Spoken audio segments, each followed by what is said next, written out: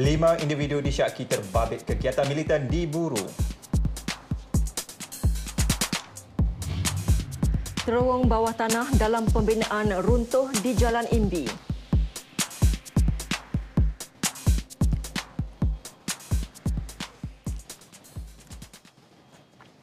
Assalamualaikum dan salam satu Malaysia. Anda bersama saya Syuhaimi Muhammad. Dan juga saya Nurlela Muhammad Nur. Baiklah Syuhaimi, kita ke laporan pertama. Sebahagian daripada struktur terowong bawah tanah di Sempang 4 di Jalan Imbi runtuh setelah berlaku mendapan tanah dipercayai berpunca daripada paip air bawah tanah yang pecah. Tiada kemalangan jiwa dilaporkan dalam 2 siri kejadian runtuhan pagi dan tengah hari tadi. Sehingga 1 tengah hari tadi, pergerakan tanah masih berlaku dan kawasan mendapan semakin luas.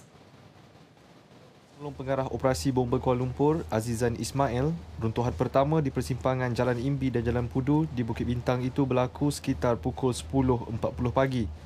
Mendapan melipatkan kawasan seluas kira-kira 19 meter persegi dengan kedalaman 5 meter. Insiden mengakibatkan 2 jentera pembinaan yang berada di situ tertimbus. Paip bawah tanah milik syarikat bekalan air Selangor, Syabas, turut pecah.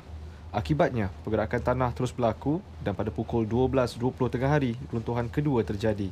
Agak membimbangkan kita ada kabel telekom, kabel TMB besar. Kalau putus kabel tu tadi, mungkin separuh daripada Kuala Lumpur tak ada bekalan elektrik lah. Ini still piling di kawasan sekeliling sepanjang terowong yang runtuh tu tadi lah. Mereka tengah usahakanlah. Walaupun mereka nak keluarkan air dulu, kemudian dalam masa sama mereka akan buat kerja-kerja ini tadi. Perkhidmatan monorail di stesen Jalan Imbi dan stesen Hang Tuah turut diarah dihentikan serta-merta. Ia kerana salah satu tiang landasan monorail terletak kurang 5 meter dari lokasi insiden. Persimpangan Jalan Imbi dan Jalan Pudu itu juga ditutup sehingga disahkan selamat digunakan. Pihak berkuasa mengesahkan kerja pembaikan hanya akan selesai dalam tempoh sekurang-kurangnya sehari. Menerusi satu kenyataan Ketua Pegawai Eksekutif Rapid Rail Sdn Bhd, Khairani Muhammad berkata berikutan insiden itu, perkhidmatan monorail hanya beroperasi di antara stesen Titiwangsa dan Imbi dan di antara stesen KL Central dan stesen Hang Tuah. Rapid KL turut menyediakan bas perantara untuk membawa penumpang monorail antara stesen KL Central dan Titiwangsa. Kekerapannya bergantung kepada keadaan trafik. 5 individu termasuk seorang pensyarah Universiti Melaya diburu bahagian anti keganasan cawangan khas Bukit Aman kerana disyaki terbabit dalam kegiatan militan di negara ini. 3 daripada mereka disyaki sebagai individu yang merekrut dan mengatur pemergian anggota militan dari Malaysia untuk menyertai perjuangan kumpulan Islamic State of Iraq and the Levant ISIL di Syria. 2 lagi disyaki menganggotai kumpulan Darul Islam Sabah yang kini menyertai kumpulan Abu Sayyaf di selatan Filipina. Ketua Polis Negara Tan Sri Khalid Abu Bakar dalam satu kenyataan media mengesahkan 5 individu berkenaan ialah Dr. Mahmud Ahmad, 38 tahun, yang bertugas sebagai pensyarah Fakulti Akademi Pengajian Islam Universiti Melaya, Muhammad Najib Hussein, 36 tahun, berasal dari Petaling Jaya dan memiliki kedai alat tulis di Universiti sama, dan seorang kaki tangan Jabatan Urustia Majlis Perbandaran Selayang MPS, Muhammad Joraimi Awang Raimi, 39 tahun. Manakala 2 individu yang disyaki menganggotai kumpulan Darul Islam Sabah dikenali sebagai Muhammad Amin Bako, 31 tahun, seorang penganggur, dan Jeknal Adil, 30 tahun, bekerja sebagai buruh kasar. Kedua-duanya berasal dari Tawau, Sabah. Tan Sri Khalid meminta orang ramai yang mempunyai sebarang maklumat menghubungi Pegawai Penyiasat Inspektor Muhammad Hazil Azhar di talian tertera atau email atau mana-mana balai polis berhampiran.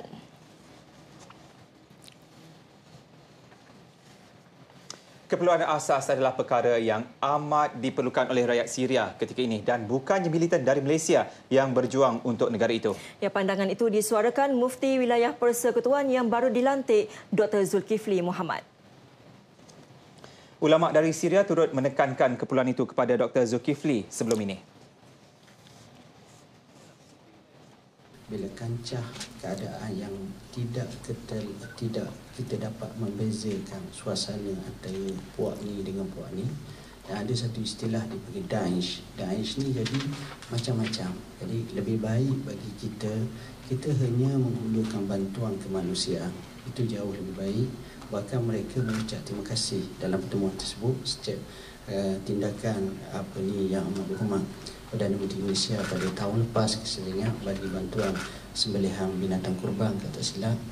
Dia pun ingat jasa tersebut untuk kem-kem pelarian kata silap di Jordan kata silap. Itu yang dilaporkan. Kita melihat keperluan-keperluan utama. Dr. Zulkifli menasihatkan umat Islam di Malaysia supaya memahami dengan lebih mendalam konsep mafhum jihad, apatah lagi ia telah dijelaskan dengan terperinci oleh ulama terkemuka seperti Yusuf Qardawi dalam bukunya. Dr. Zulkifli sebelum itu menerima watika pelantikan sebagai Mufti Wilayah Persekutuan yang baru daripada Menteri di Jabatan Perdana Menteri Datuk Seri Jamil Khair Baharom di Putrajaya. Dr. Zulkifli turut menekankan ketika ini rakyat Syria hanya berharap dapat mengecapi kehidupan sempurna seperti di negara lain serta tidak dibelenggu dengan peperangan yang tidak berkesudahan.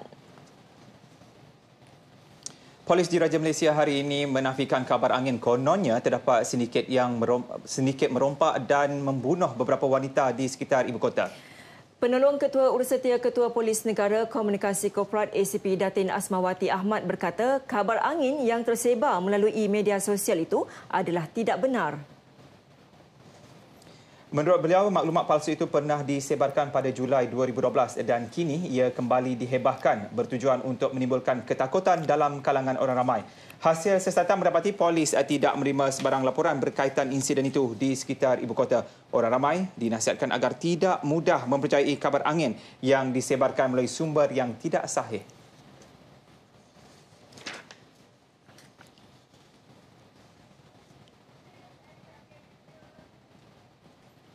Kembali dalam berita wilayah.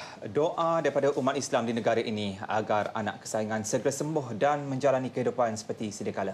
Itu harapan ibu kepada Muhammad Amar Mukrish Zulkifli, pelajar berusia 12 tahun yang dijangkiti virus Japanese Encephalitis JE dan masih dirawat di unit rawatan kritikal sebuah hospital swasta di Bayan Baru, Pulau Pinang. Saya minta seluruh umat Islam. Saya minta tolong buat solat hajat untuk anak saya sebab saya seorang dah berdoa sehabis-habisnya. Mungkin itu dugaan. Ahli Parlimen Kepala Batas Datuk Seri Rizal Marikan melawat pelajar tahun 6 Sekolah Kebangsaan Kampung Selamat Tasik Gelugor itu. Muhammad Amar telah pun keluar daripada tahap bahaya dan kini dalam keadaan sepada sedar. Menurut Datuk Seri Rizal yang juga Ketua UMNO Bahagian Kepala Batas, pihaknya akan mengadakan solat hajat bagi mendoakan kesihatan Amar pada Sabtu ini di pekarangan pejabat UMNO Kepala Batas lepas solat tarawih.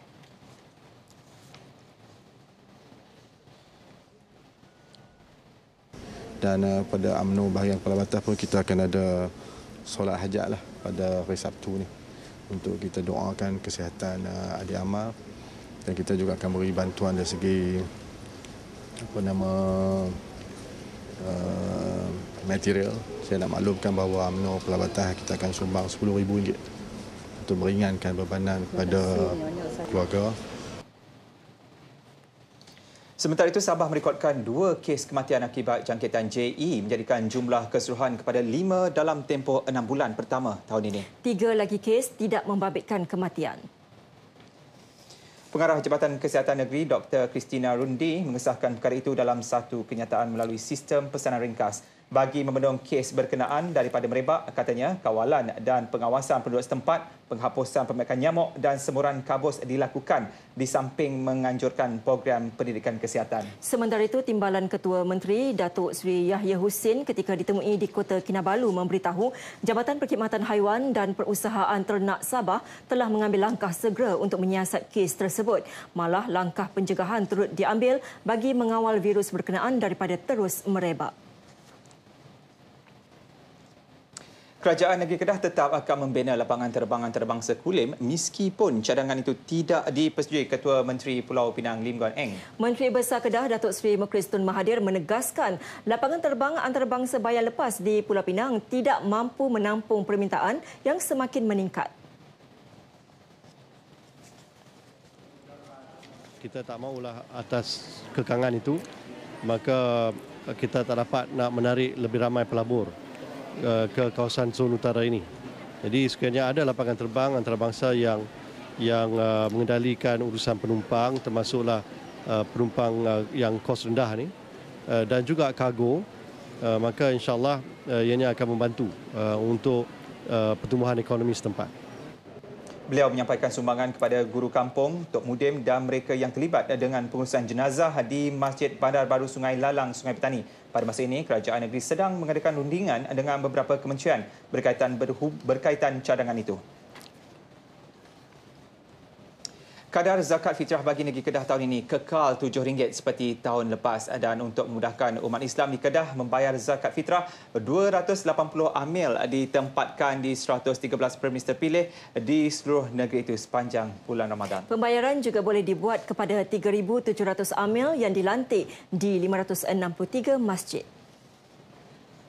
Bagi mengelak berlaku penipuan, Jabatan Zakat Negeri Kedah juga akan membekalkan amil yang dilantik dengan resit rasmi jabatan yang berwarna hijau dan mempunyai tanda tangan.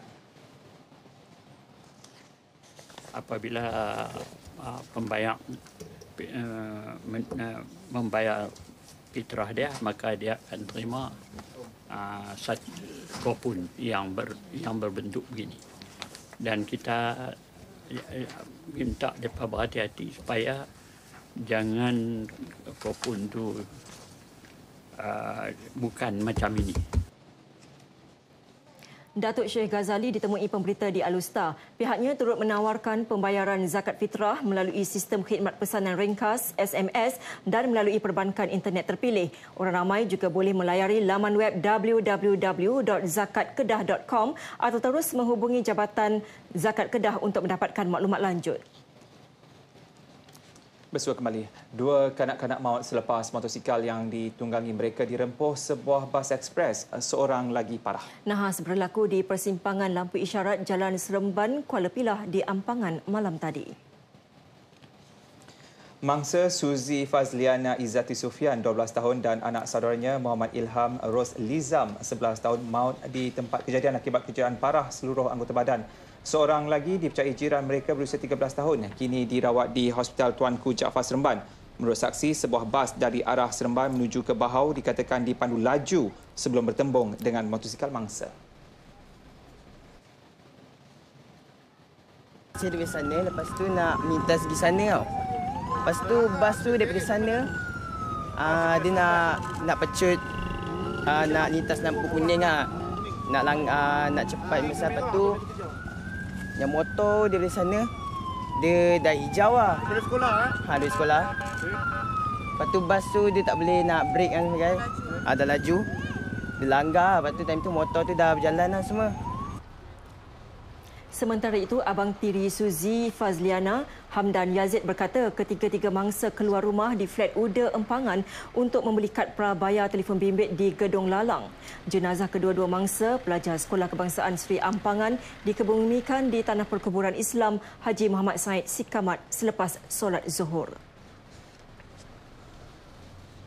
Nyaris maut ditembak lelaki tidak dikenali. Detik cemas itu ditempuh sepasang suami isteri warga emas di kediaman mereka di Taman Kasturi Semabuk, Melaka.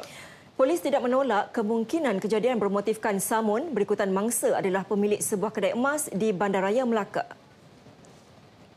Kejadian berlaku petang semalam ketika mangsa yang berusia 72 tahun dan isterinya 68 tahun tiba di rumah mereka dari sebuah kedai berhampiran. Menyedari kehadiran suspek yang memanjat tembok rumah, mangsa mengarahkan isterinya yang sedang membuka pintu beri rumah masuk semula ke dalam kereta. Tindakan mangsa membunyikan hon menyebabkan suspek melepaskan tembakan. Dan hasil siasatan kita mendapati ada 3 kesan tembakan lah. 2 mengenai kereta, satu di bahagian bumper, satu ke cermin belakang dan satu lagi kita tengok di grill pintu rumah. Jadi tembakan ini tidak mengenai sesiapa. Jadi kes ini kita siasat di bawah Seksyen 3 Akta Senjata Api. Polis menemui 3 kepala peluru di tempat kejadian. Masih di Melaka, polis menumpukan satu kegiatan pengedaran dadah dengan tertangkapnya 3 lelaki di ladang kelapa sawit Menggong, Kutan Perca, Alus Gajah, Melaka Sabtu lalu. Menurut Timbalan Ketua Polis Daerah Alus Gajah, Deputi Superintendent Abdul Rahman Jid, dalam serbuan kira-kira pukul 12.15 tengah hari itu, 74 gram heroin yang diisi dalam 50 paket plastik duduk sinar dirampas. Dan lelaki yang kedua 21 tahun penganggur tetapi alamatnya setapak Kuala Lumpur. Hasil rampasan dan sitaan kita ni dah berjumlah sebanyak 7,500 dan dengan tangkapan ini juga saya percayalah, kita percaya kita telah dapat melumpuhkan aktiviti pengedaran dadah di kawasan terutama sekali di kawasan Hutan Puca lah. Okey, siasatan telah kita jalankan di bawah Seksyen 39B 39B ADB 1952 dan Seksyen 15(1)A ADB 1952 lah, di mana jika sabit kesalahan hukumannya adalah gantung. 3 suspek, seorang daripadanya mempunyai rekod jenayah lampau, direman 7 hari untuk siasatan lanjut. Polis Sabah akan mengadakan mesyuarat 2 hala bersama pasukan keselamatan Filipina bagi membincangkan tahap keselamatan sempadan perairan kedua-dua negara. Pesuruhjaya Polis Sabah Datuk Jalaluddin Abdul Rahman berkata, usaha tersebut merupakan langkah terbaik mewujudkan pertukaran maklumat sekaligus memantapkan kawalan keselamatan dalam memerangi jenayah rentas sempadan. Bila kita ada networking, so kita boleh berhubung dari masa ke semasa. Dan tahap pengukuran keselamatan itu boleh dikongsi bersama. Beliau menyatakan perkara itu selepas mengadakan kunjungan hormat terhadap Yang di-Pertua Negeri Tun Juhar Mahiruddin di Istana Negeri Kota Kinabalu. Dalam pada itu, satu perbincangan bersama semua agensi penguatkuasaan di laut juga akan diadakan bagi merancang strategi memerangi kegiatan jenayah di perairan Sabah secara menyeluruh. Menteri Belia dan Sukan Khairi Jamaluddin Abu Bakar menyambut baik keputusan Persatuan Bola Sepak Malaysia (FAM) melantik Ketua Jurulatih PDRM Dollah Saleh sebagai Jurulatih Kebangsaan. Ia sekaligus mengiktiraf kemampuan Jurulatih Tempatan untuk menggalas tugas getir itu. Menurut Khairi, kepercayaan harus diberi sepenuhnya kepada Jurulatih Tempatan untuk mengemudi sebuah pasukan bola sepak kebangsaan tanpa kebergantungan kepada jurulatih asing yang belum pasti boleh membawa pasukan ke mercu kejayaan. Lagi itu saya tak berapa setuju cari jurulatih daripada luar negara sebab saya rasa tak berbaloi lah dengan skuad yang sedia ada. Saya rasa memadai untuk kita mendapat khidmat daripada jurulatih tempatan. So tahniah kepada Dollah dan akhirnya kita boleh buat persiapan rapi untuk Piala AFF dan sebagainya. Apa yang paling mustahak kini ialah mengembalikan semula sokongan penyokong bola sepak Malaysia. Beliau berkata demikian pada majlis penyampaian skim hadiah kemenangan sukan Syakam kepada pasukan badminton Piala Thomas Malaysia berjumlah keseluruhan RM104,000 di MSN Bukit Jalil. Pada majlis itu, seramai 10 pemain pasukan Piala Thomas menerima RM8,000 setiap seorang atas kejayaan melangkah ke final yang berlangsung di New Delhi. MSN juga turut memberikan ganjaran skim galakan jurulatih serta skim kecemerlangan pengurusan sukan kepada Persatuan Badminton Malaysia. Universiti Teknikal Malaysia Melaka UTM kini mempeluaskan 4 bidang di bawah program Broad Base melalui Fakulti Teknologi Kejuruteraan. Naib Chancelornya Profesor Dr. Shahrin Sahib berkata 4 bidang berkenaan ialah pembuatan, mekanikal, elektronik serta elektrikal. Program itu bagi memudahkan para pelajar membuat pilihan serta dapat melahirkan shop floor engineers.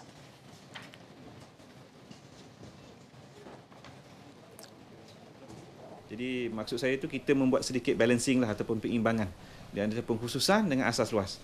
Kalau dulu tu memang dia dah khusus, jadi sekarang ni dia masih lagi membuat pengkhususan. Tetapi kalau katalah guna tenaga mereka tu mereka termasuk dalam bidang hatta bidang kejuruteraan lain, mereka masih lagi boleh adapt insya-Allah. Beliau ditemui pemberita pada sidang media khas Naib Chancellor baru UTM di Durian Tunggal. Program Broad Base itu juga dilihat dapat memenuhi keperluan industri masa kini. Seramai 280 orang pelajar tahun pertama akan memulakan pengajian melalui program berkenaan untuk sesi kemasukan bulan September depan. Ini berita baik yang boleh kami kongsikan, Lela. Perdana Menteri hari ini mengumumkan bayaran bantuan khas keuangan sebanyak RM500 sebagai persiapan Aidilfitri kepada penjawat awam bagi grade 1 hingga grade 54. Ya, dan Datuk Seri Najib Tun Razak turut mengumumkan bayaran bantuan khas keuangan RM250 kepada 684,000 pesara kerajaan bagi menghargai jasa, bakti dan perkhidmatan mereka. Bayaran bantuan khas keuangan kepada penjawat awam dan pesara kerajaan ini membabitkan peruntukan keuangan sebanyak RM890 juta. Kerajaan berharap bantuan khas keuangan itu dapat meringankan beban keuangan penjawat awam dan pesara bagi persiapan menyambut Hari Lebaran pada hujung bulan ini.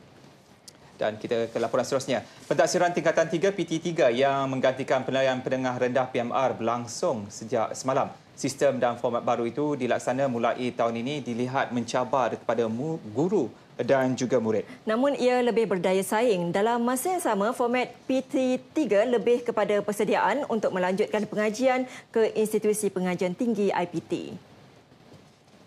Tinjauan RTM di Sekolah Menengah Konvent Alostar merepati guru dan muridnya sudah bersedia dengan kaedah baharu itu. Meskipun amat berbeza dengan peperiksaan tahun sebelum ini, namun mereka lebih selesa dan ia tidak membebankan. Ini kerana cara pembelajaran, aktiviti kemahiran berfikir, berinteraksi boleh dilakukan antara guru dan orang awam. Bagi guru, penilaian dibuat secara holistik. Penilaian berbentuk mencabar minda pelajar di mana soalan berbentuk struktur yang diselitkan dengan kemahiran berfikir aras tinggi.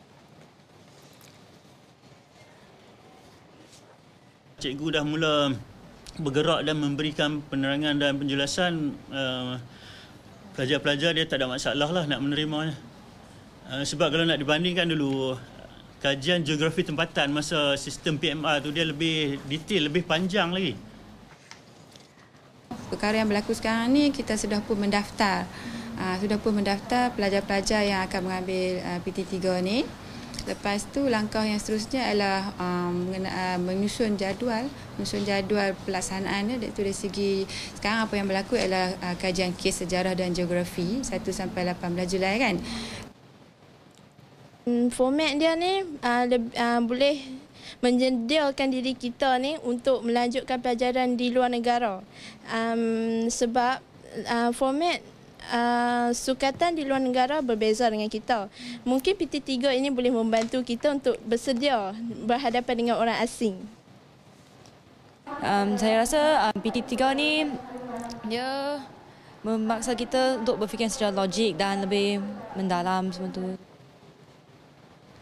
Boleh ikut PT3. Lepas tu sebab PT3 mencabar minda, so I boleh fikir yang meluas. So, lebih baik I suka PT3. Baik saudara, berita wilayah 2 Julai berakhir di sini dan jangan membazir ketika berbuka puasa. Dan dengan itu berita wilayah terus kepada anda.